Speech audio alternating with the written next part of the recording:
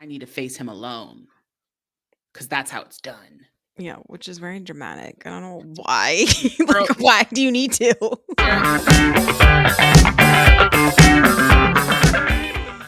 welcome back, everybody, to a new episode of Movie Night with the Youngs. I'm Brittany, And I'm Nicole.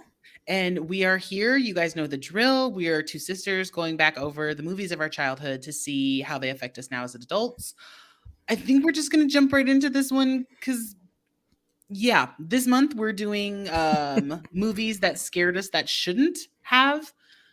I will be honest, starting out today, we're doing the movie The Labyrinth from 1986, directed by Jim Henson, starring David Bowie and Jennifer Connelly.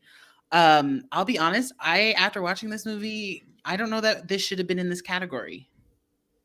Interesting. I mean, I fast forwarded a lot of this movie, so Cool. I There were things in there that were creepy, but it's not like our past two movies of The Dark Crystal and Return to Oz, where I actually now, still as an adult, was like, ugh. I still thought this one was pretty creepy. There was like a few things in there, but most of them I thought was just like I was like, what? And then laughed at some things, but it didn't make me Mm, scared or like creep me out. yeah. The other thing this time around, unfortunately, this movie was very boring for me. Boring. And yeah, and I remember us watching it a lot when we were little and we Yeah. really loved it. And this time, like I said, I fast forwarded it and I actually got bored partway through. I didn't think it was bored. Our mom is here visiting me because my birthday was last week, and so she watched it with me, and we were into it. But I will say I don't know how good my memorization skills are going to be of all what happens, because a lot does happen. So I apologize if it is a bit rushed. But The Labyrinth, we start off, Jennifer Connelly plays her character Sarah. She's a teenage girl. The movie starts with her in the park reciting lines from her favorite play, I guess, which is The Labyrinth. And she can't remember some of her words, and she figures out, or like she finds out that she's late. She's supposed to babysit her brother tonight, and she looks at the clock and she's an hour late. So she like runs through their town, which mom was like, "Where is this?" I thought for some reason this movie took place in London or England. Isn't it just a set on like the Well, back lot? no, but I'm saying Oh, like I like where think the actual place is supposed to be? yeah, I think Yeah. I think it's actually just like Anytown, USA, because there was like US post box. They're all speaking with like American accents. I for some reason thought this movie took place in London. I don't know why. Oh, well, the park is very in the beginning, the park that she's at is very elaborate. Like, it Yeah. has a lot of stonework and just not a traditional park that you would see, I feel like, in the US. Yeah, so maybe that was the feeling.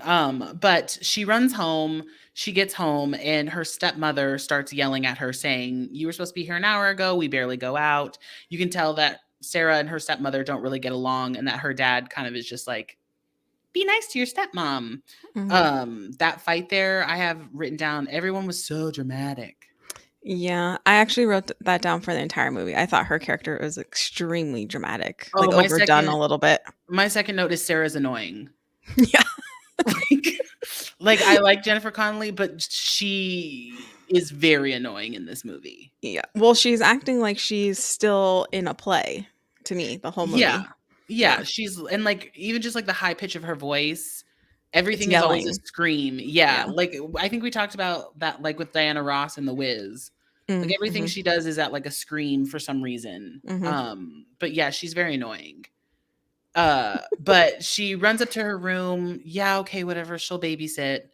Which is interesting. In this part in her room, they show a scrapbook of like pictures of her mom. I think her mom might have died, but she was an actor, and that now makes more sense why she's so dramatic. Yeah. Mhm. I don't think I ever connected that Sarah wanted to be an actor. Mm.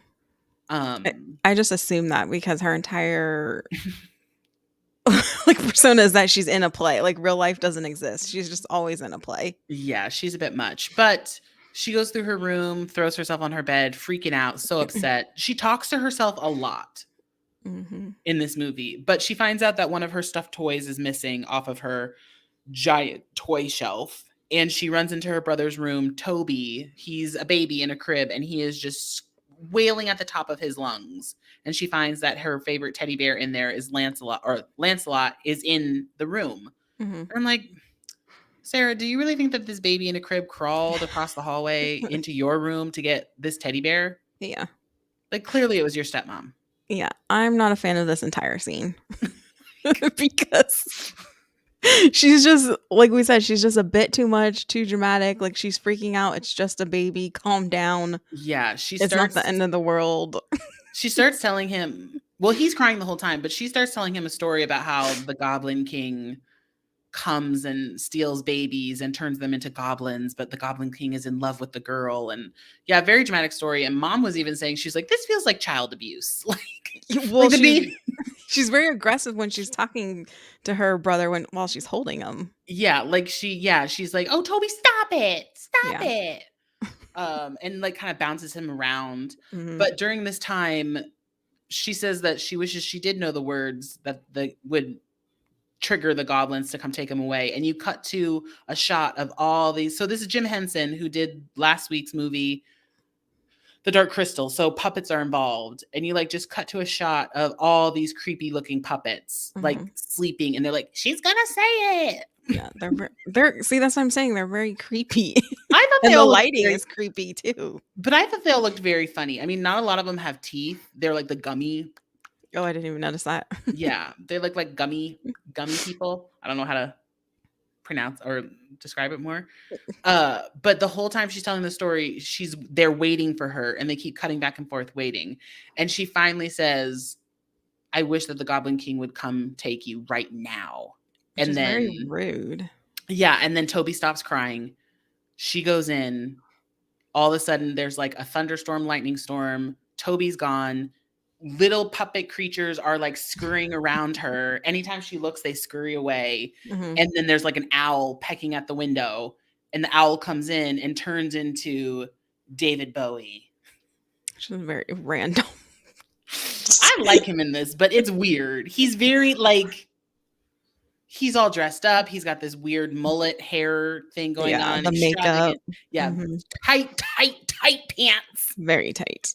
I was telling mom, so many people say they have their sexual awakening from David Bowie in this. It's distracting. Like, I don't want to be very distracting. Yeah, like that was a choice. Again, we talk about this a lot, like how last week we could see a puppet's boot or nipples through her shirt. David Bowie's bulge was a choice that the costume department made, that the director made. He even has like high cropped shirts the whole time to like really show it off. Well, I was also going to say, it almost looked like they tried to get your attention away by having him wear the capes, because sometimes the capes are draped over like his leg, but when he stands, which he's standing a majority of the time. Yeah. And it is very distracting. Most of the time later, they're trying to show like the goblins around him that are lower to the ground, and it's just like from his waist down. Oh, yeah. It's a bit much. But we find out that David Bowie is the Goblin King, and he comes in and tells her, I've done what you asked. I've taken your brother. He's now in my castle. And she's like, oh no, like, I regret it. Give him back to me. And he says, no, he's mine unless you can find him. And he like hop, skips, and a jumps them to the Labyrinth, where his castle is in the middle of the Labyrinth. Like a labyrinth is like a giant maze. His castle's in the middle of the Labyrinth, and he says, I'll give you 13 hours to get your brother back. And she's like, okay. Yeah. Which, I don't know. I mean, we kind of skipped it, but in her room, she has all pieces of the Labyrinth in her room. Yeah. That come to life in the actual Labyrinth. Yeah. Which, if you don't know that they're there, because I caught on to some of the pieces at the end of the movie, but like, yeah, it's one of those, again, kind of Wizard of Ozzy feeling things from her reality come into the Labyrinth. Which I actually wrote down. They show the Wizard of Oz book like 3 or 4 times in this movie. They do. And Alice in Wonderland. I couldn't remember. Is there like a connection? Like, it's very random that they're specifically targeting these books. They don't say that there is, but there might be just in general, like, or like the thought of it. Because I also felt very much like this was Alice in Wonderland when she goes through the real Alice in Wonderland, or that one really creepy version that we see? No. Just the story of Alice in Wonderland, not like specific ones. Like how she goes like down the rabbit hole and she encounters, like she goes through a maze and she encounters all these crazy characters. Yeah. It feels like that, but she agrees. What? and gets Sorry, I she's lost my in the train of thought. labyrinth now. Yes, she's in the labyrinth. She agrees to the 13 hours. She starts walking down and she comes across a man peeing. Yeah, Again, that was a choice. I thought that was just weird. A man peeing. He is a puppet. He's And we not a find, man, he's like a troll. or yeah, sure. Yeah, He's I a mean, creature. he's a creature, but he is a puppet Yeah, in yeah. this sense. Uh he's like spritzing fairies, like he's like killing fairies like they're Mhm. bugs.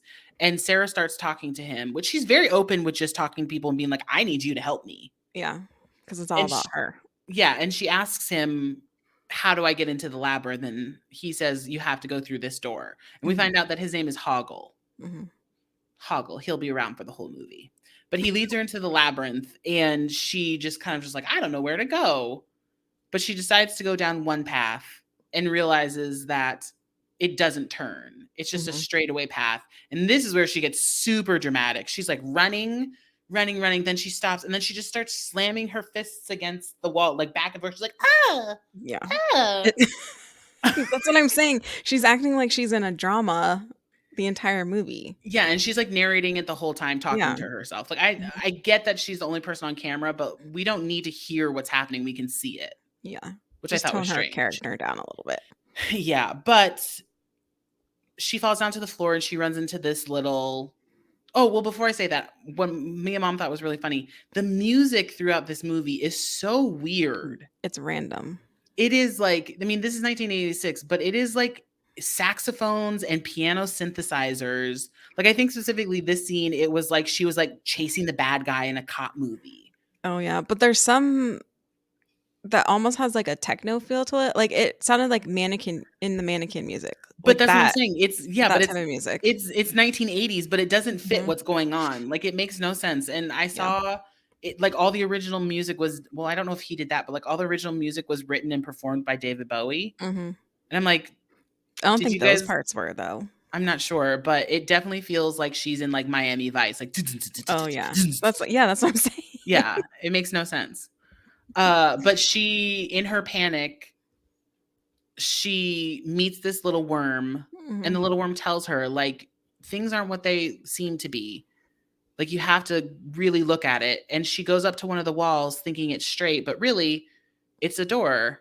And she mhm. can go this way or she can go that way. And she There's a wall chooses a behind it. way. Yeah, she chooses a way, and the worm tells her not to go that way. She needs to go the other way. And she just goes, oh, thanks, doesn't even ask. And then the worm says, if she had gone that way, she would have went straight to the palace. Yeah, I like that worm. The worm is cute. He's a cute Mhm, one. mhm. But she ends up going the other way. And then we break to, again, a musical number by David Bowie. I wrote this, I put, like, "Is this supposed to be a musical?" Because there's actually several parts where it's, like, a full-on dance number, There are, but and everyone's singing. the music makes no sense to the plot. This is not like Grease where it makes sense. Mhm. The first song that he sings, I don't even know what the name is, but it's the one that everybody quotes. You remind me of the Babe. What Yeah, Babe? Babe with the yeah. power. What power? Power of Mhm. hoodoo, voodoo, you do. It actually fits Remind me of the Babe. I think it fits the movie, though, because the movie is just weird. But it's unprovoked. Like, that's what gets me, is that it literally cuts to a scene of him in his throne with Toby the baby, who is nonstop crying still with Not all the of his. Huh? not the whole time. No, this whole time he is crying. This Hmm, whole scene. Uh he's still crying, and then all the goblin puppets are around him, and then he just starts singing this song. mhm. It, That's it just what they do, I guess, I in their guess free so. time. I guess so. But you find out after that, it cuts back to Sarah on her journey, and she gets into like the real nitty-grittiness of the maze. Mhm. And she's going through trying to find her way, and she's like marking things with toothpaste. She's marking things Lipstick? with lipstick, which always makes me a little bit nervous because I'm like, don't push too hard on that lipstick. It's like That's she's gonna got it like break. Yeah. full sticking out of the tube. I'm like, that's gonna break, lady. But little henchmen guys underneath the stones are going up and switching her signs, so she doesn't know which way she's Mhm. going. Which was very smart of her to mark her way with lipstick, I because I said that wouldn't have too. thought of that. I thought that was very smart as well, Mhm. but she never really goes on to check on them except for one moment where she hits a dead end Mhm. and she notices someone's changing her marks. But then she looks back at the dead end and now there's 2 doors there with these little keepers that are like Double-headed or double-headed, one's up, one's down, and like they give her a riddle. This feels very Alice in Wonderlandy to yeah. me. Mhm. Like they tell her like one of us tells the truth or one of us goes to the castle, one of us doesn't. One of us Mhm. tells the truth and one of us always lies. Yeah. So she tries to catch them in a riddle and thinks she's got it and opens the door that then leads her into a like The hatch. yeah. The dungeon, Yeah, basically. a dungeon. And she falls into the dungeon and then a light comes on and Hoggle's down there. Well, which her falling to the dungeon is another scary part, I think, because it's just a bunch of hands that are carrying her down, and the hands, like, join together to make faces, and they Oh, that was the talk. hands ones. Yes. Okay, Yeah. yes. This part is scary. Mhm. Yes, it's they're the helping hands. Yeah. And it's like and I think it even like they're like, "Ah," Yeah, or like that they make a that's what I'm saying, noise. it's Yeah, scary. that is scary. Yeah, it's just a bunch of hands and they yeah, they like puppetry or like They're like, "Hello." yeah, That's what like they what is this? do. But they do look pretty cool. I mean, yeah, but But yeah, they that is actually very scary. That part. Mhm, I agree with you. But yeah, they ask her like, "Which way do you want to go? We'll help you." And she says, "Well, I guess I'm already pointing down. Let's just go down." And that sends her into the dungeon. mhm. That Hoggle is just in. I think he's supposed to be there because he's supposed to meet her to lead her back to the beginning. But we don't really find that out until a little bit later, though, that he was supposed to do that. Well, true, but But yeah, he's down there because I wrote down there. I was like, "Why is?" I was like, "Why is Hoggle just hanging out down in the hole?" in the dark. Yeah, is he just chilling down there?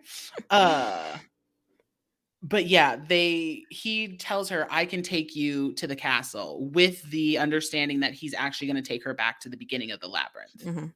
They get out of the hole, and they get up into, like, another section of the labyrinth and come across the Goblin King.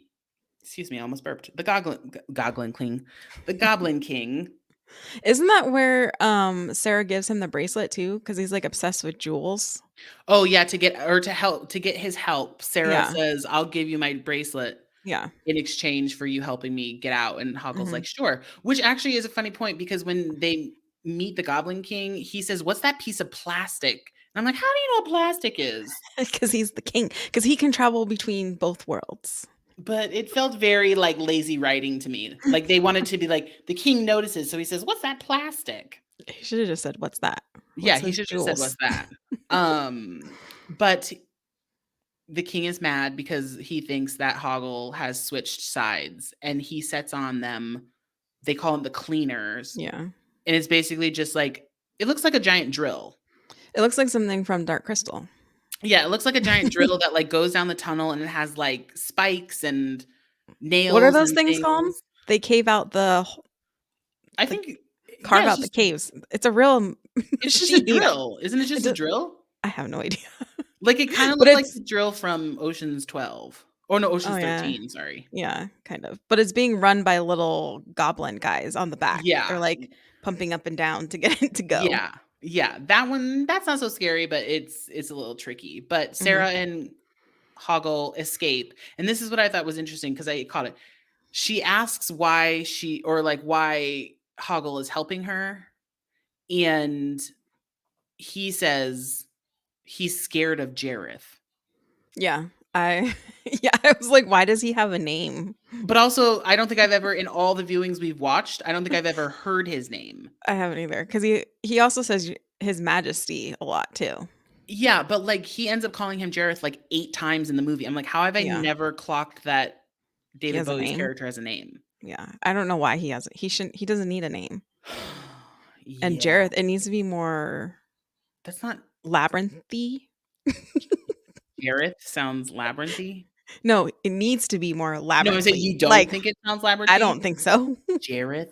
Hoggle, Ludo, Hoggle? like, Yeah. those are labyrinth names. Hmm. I did write down in their conversation that I thought was interesting.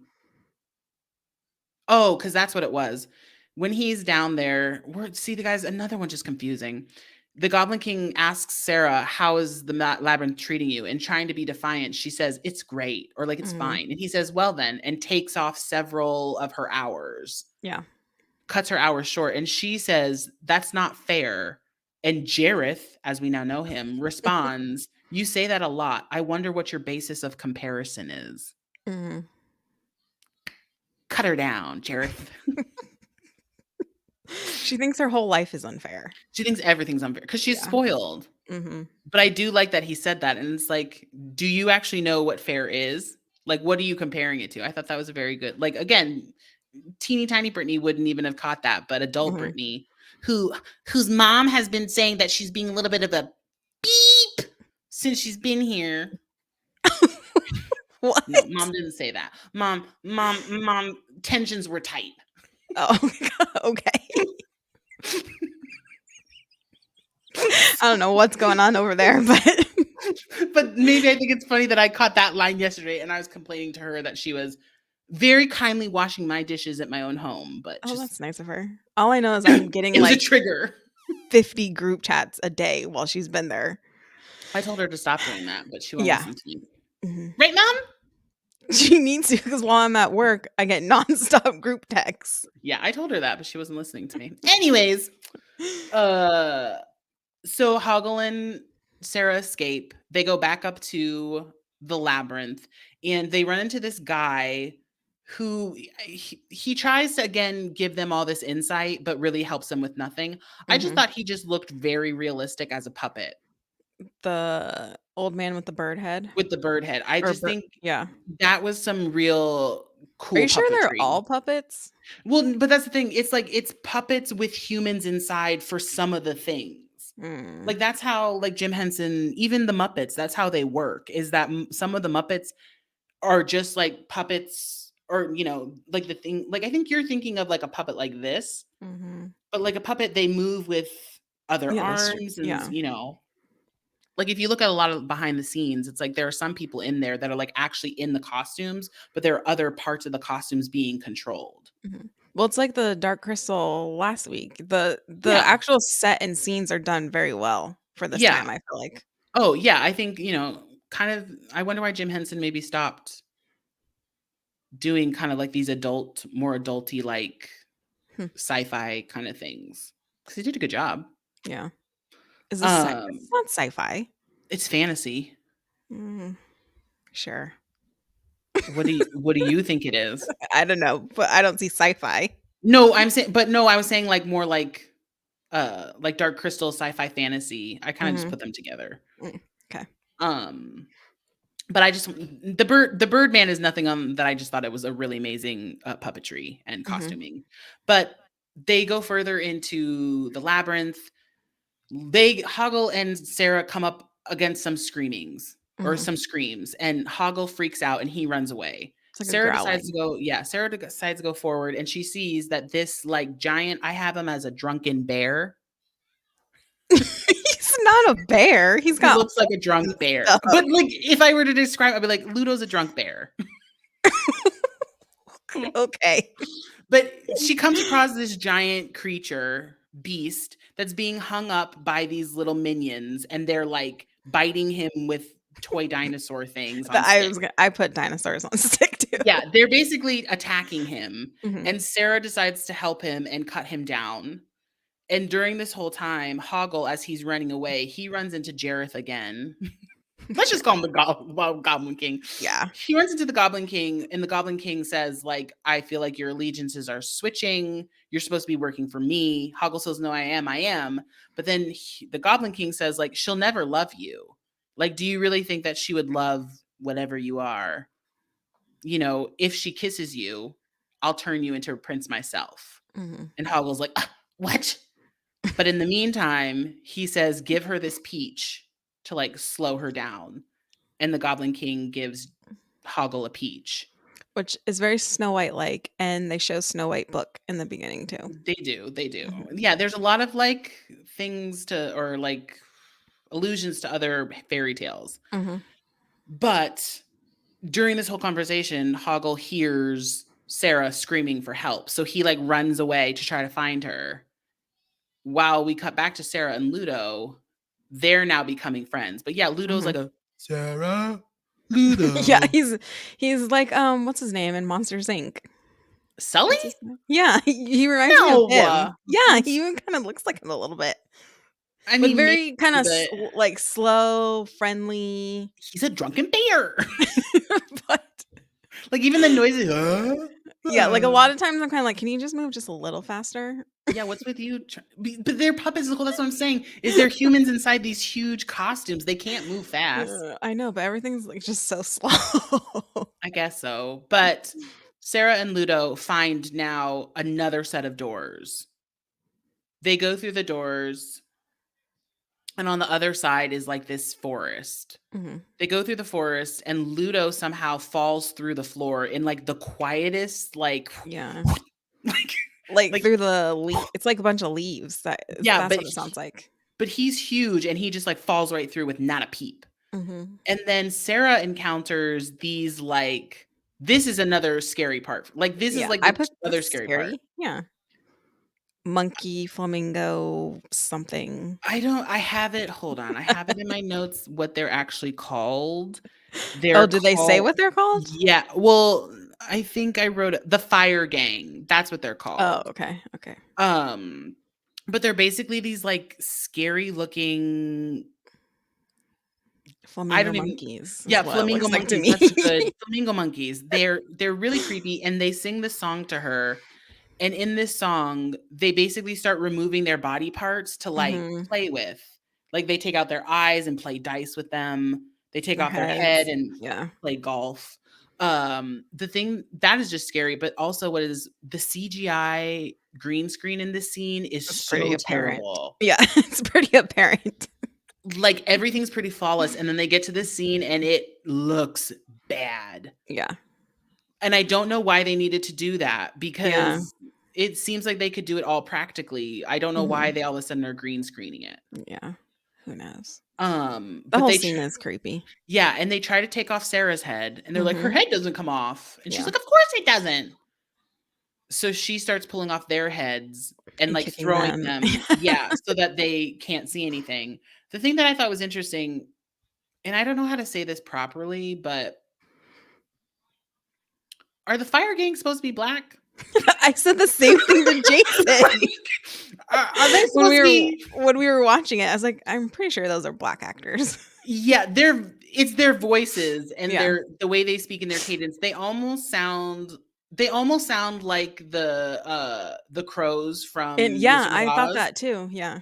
And like even just like like the rest of the music in here is like David Bowie, like glam rock is what I would Mhm. probably call it. But this kind of does feel a little bit hip hoppy Yeah. R&B, but like Yeah. I never noticed their voices the first time around, but Mhm. this time I was like there's something here that again, it was a choice, Yeah.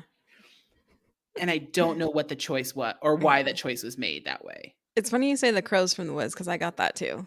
Like Yeah, immediately. Like almost probably it sounded exactly the same to me. yeah, and I was like, "Huh." Are like no, because see, like, things are coming I'm like, "Are you guys, like, commenting that, like, they're a gang and people of color are in gang" like, see, that guy my Yeah. mind Yeah. could race Yeah. to all the and it's the '80s, you never know, Mhm. but, like, they do harass her and, like, Yeah. attack her.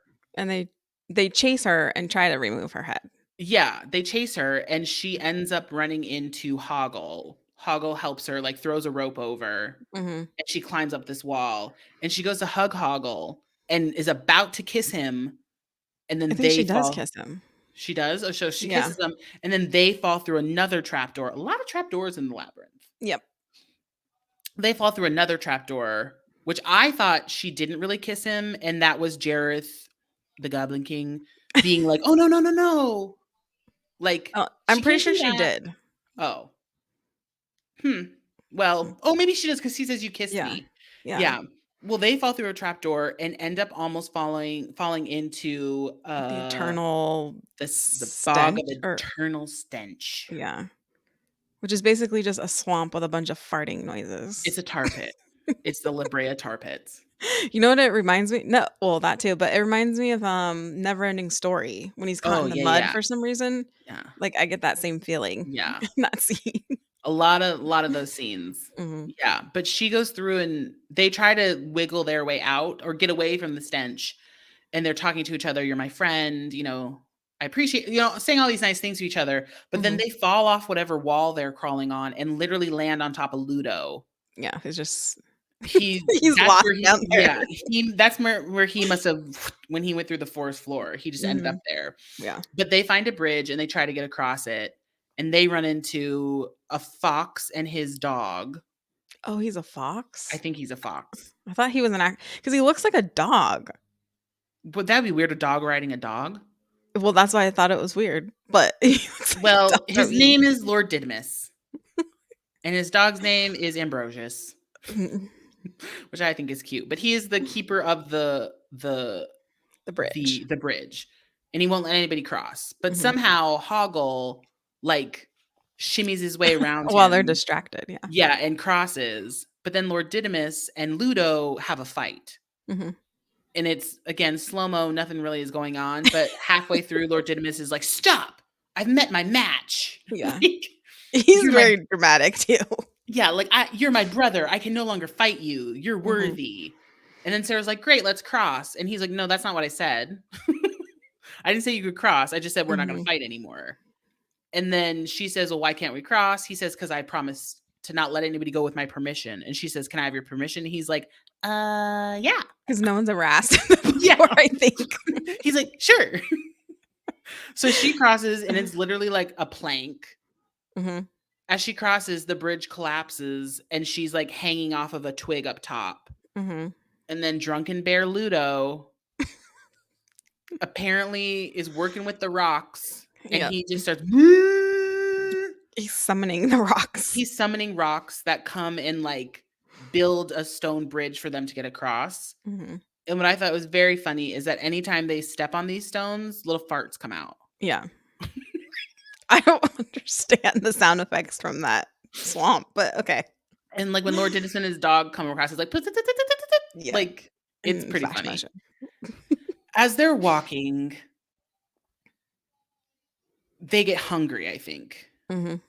And Hoggle decides this is the time to give Sarah the peach. So he gives Sarah the peach, and she starts being like, "What did you do?" She can feel the effects immediately. She's And drugged. yeah, and Hoggle's like, "Ah!" and runs away again. Yeah. Like, come Poor on. Hoggle. He's She having needs an to stop internal struggle. she needs to stop forgiving him. But she ends up going into like a dreamscape where she is at some masquerade ball.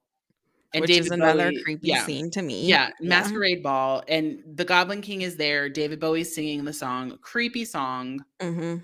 basically talking about, like, him confessing his love to her and how, like, he, wants to Mhm. be with her, and she tries to find him throughout the whole ball, and she sees Yeah. him, he disappears, she chases after him, I'm just like, I don't like this scene. again, choices were made because she's supposed to be, like, 17, Yeah. David Bowie's, like, 50. Yeah. I mean, that's not true, or 50, but it's It's not a legal. large age gap. Yeah, Yeah. it's not legal. And it's also very strange Mhm. to then throw this kinda, like, weird pedophile-y romance. Well, and everyone in that ball, they're all old.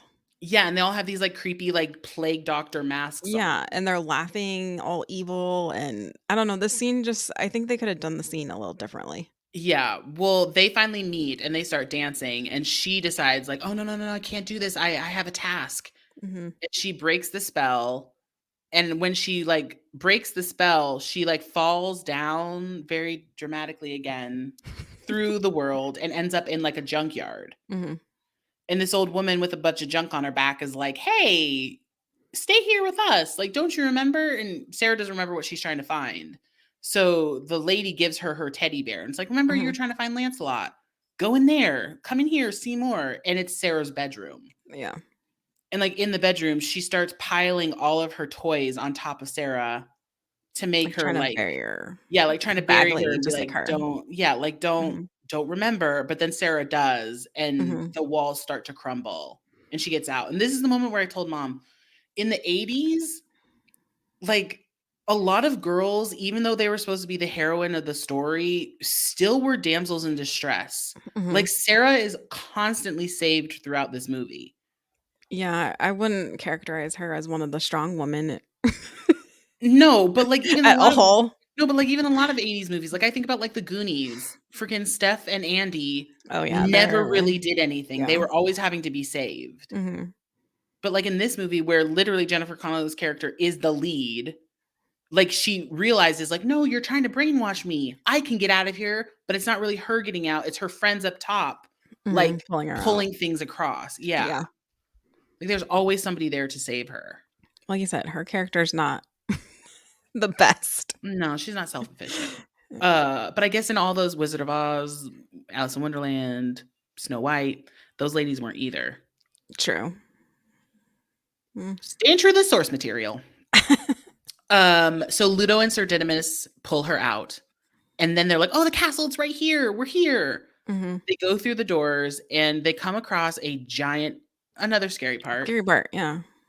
A giant a It's like a giant robot. yeah, It's a like a giant robot. robot stuck in the gate so Yeah. that when the gates close, his body is melded together and he comes out and just starts swinging his axe. Mhm. Very slowly, like you could bob and weave here.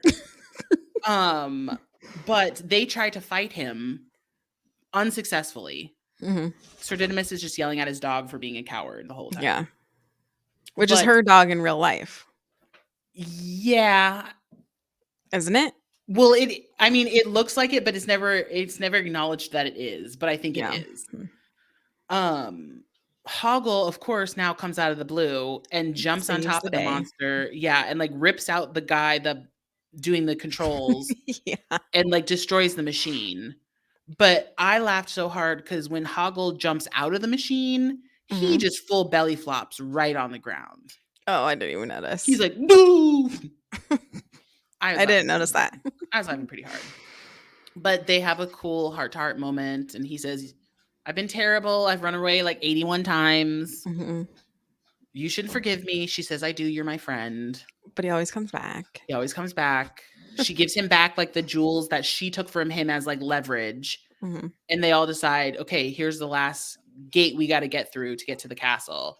They go through the gate, they walk up to the castle, and then all the goblins come out to battle. Mhm. And they start chasing after them. Which is just a that whole scene is funny to me.